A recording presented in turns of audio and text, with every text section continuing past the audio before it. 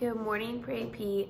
So yesterday I talked to y'all about the new set of notes, the Unit 7 notes, and we talked about molarity and, sorry. And some of y'all were just kind of confused on the example problems. So I'm just gonna re-go over them for you so you can watch them as much as you need to.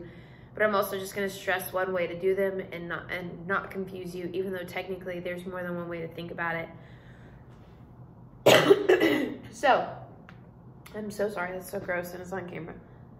Big M stands for molarity. It's our concentration unit. It's actually moles per liter.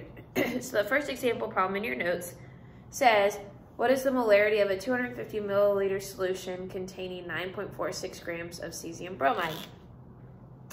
So they give us our volume.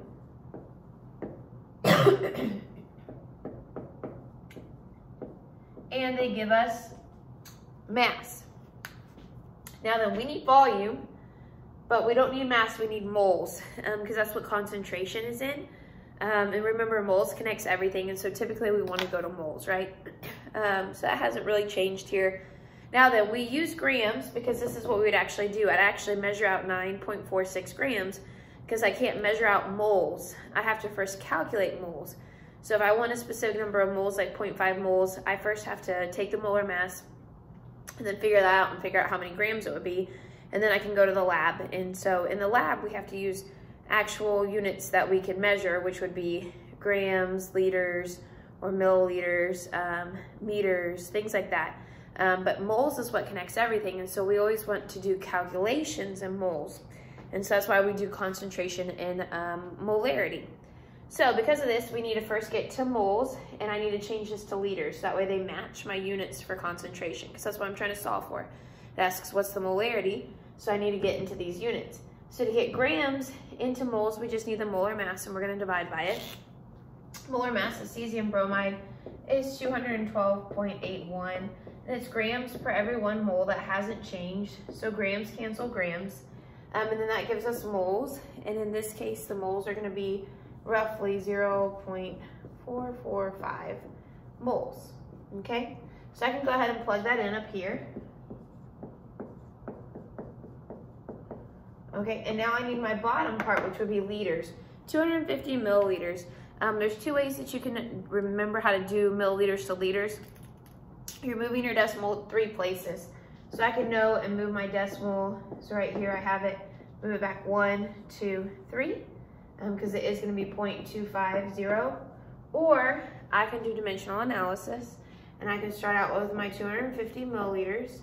There's 1,000 milliliters per every liter, and so then 1,000 milliliters cancel milliliters, and it still comes out to be 0.25.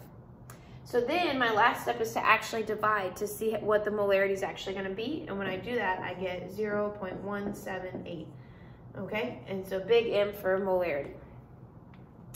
Now then, you can rewatch this video a million times for this example problem to make sure that you get it, or you can keep moving forward, but you can pause, rewind, look at all the work, but that's the first example problem.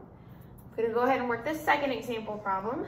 So the second example problem is a little different. So we learned how to calculate molarity, so I know if I have this many grams, I'm pouring it into this much milliliters and dissolving it.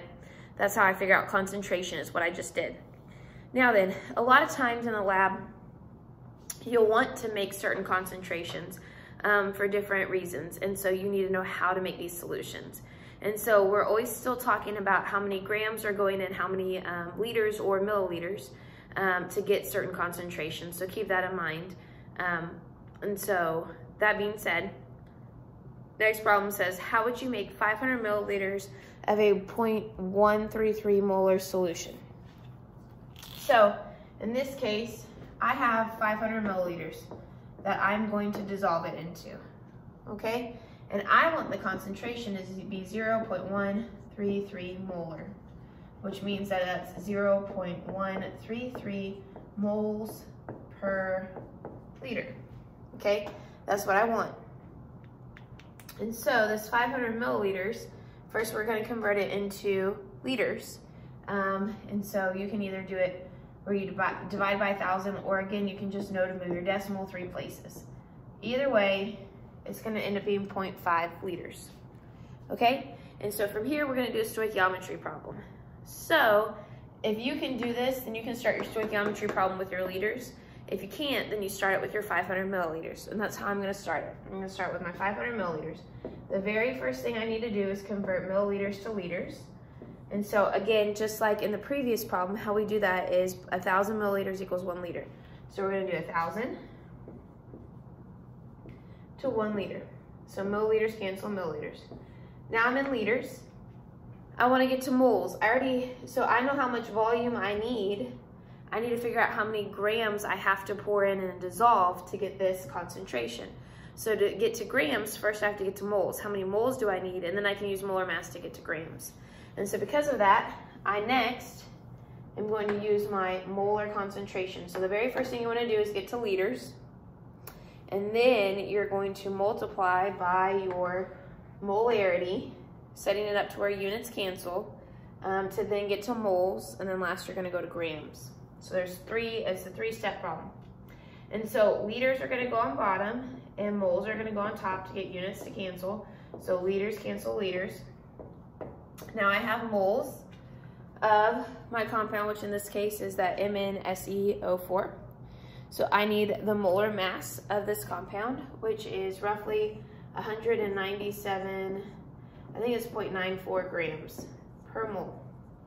Okay, and so then I'm going to set it up to where units cancel, so moles go on bottom, and then my molar mass goes on top. Okay, and moles cancel moles, and then I would just need to multiply to solve, and then I've done this one.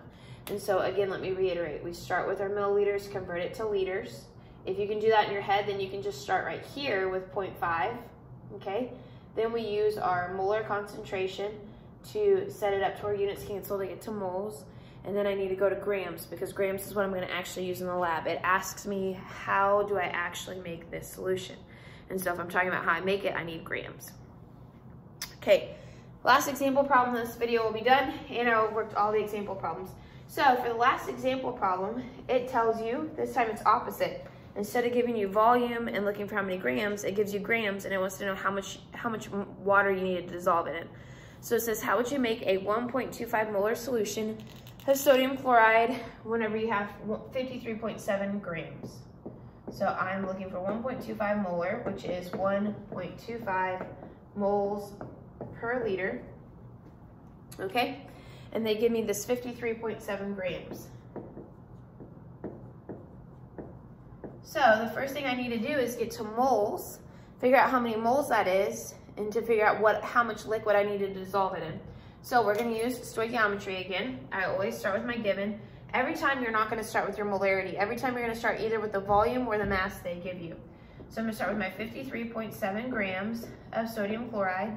I'm gonna set it up to where units cancel to convert to moles, because when I'm in grams, I always wanna go to moles. And how I go to moles is by molar mass. Molar mass of sodium chloride is 58.44 grams per mole. So grams cancel grams. Now I'm in moles. Now that I have moles, I just need to figure out my volume, right? I'm gonna figure out my volume as I still use my molarity. If this is what I want it to be, I'm gonna plug in to see for how much proportionally that's gonna be. So I have to cancel out. So my moles are gonna go on bottom and my liters go on top. So again, I just use this right there, okay? So moles cancel moles, and then that gives me my liters. If it asks you for milliliters, then you need to convert. And so I get this to be 0.735 liters or 735 milliliters, okay?